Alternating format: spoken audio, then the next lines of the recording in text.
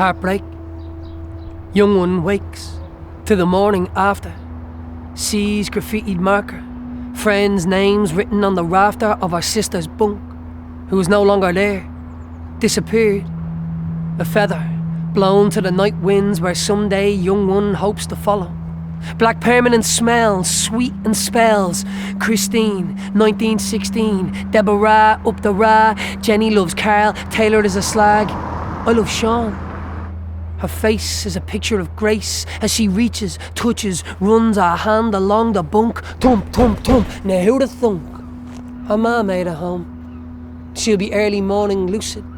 When Mam's hazy, she lets young one and friends sit in the box room, listen to tunes, smoke squidgy like cavemens from the BC Wens. They write the happy story of their lives on the bedroom wall. It belies a hurt narrative.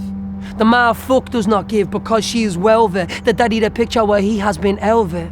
Recently, young one has got breasts and attention, and not just boys I should mention, but fully grown men who remark she's an old 15, but an absolute 10. And that was when the boys started yelling, here, here, here, come here, come here, come here.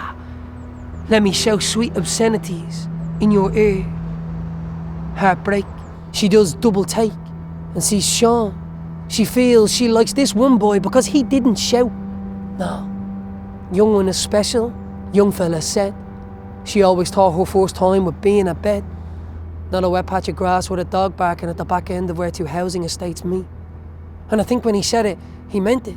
He truly did. Because he's not like all the other boys, but he is still just a boy who's pulling out late and now pulling out early. She sits in a chemist queue for the patronising talking to.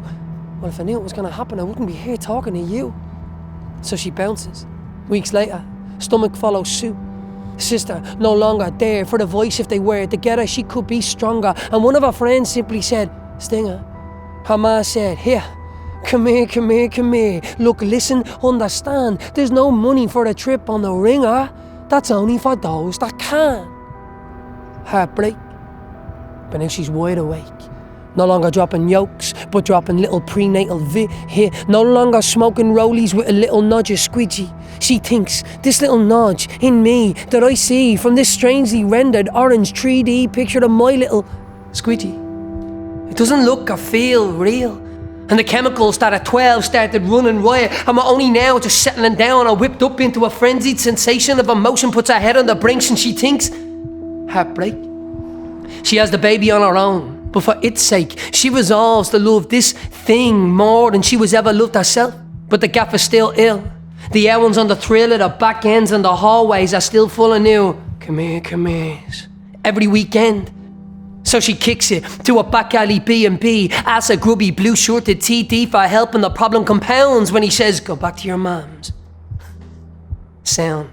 Newspaper learns of her predicament, asks for a photograph and an interview, so she rocks this little €15 boohoo made by a counterpart on the other side of the globe. Look at her. She looks fine to me. My tax euros mean she gets everything for free. What about cherishing all of the children equally? Was a poet's way of describing Catholics and Protestants living harmoniously under one flag. Not so my taxes could pay for a house for a working class slag. Heartbreak. But now it's money she'll have to make.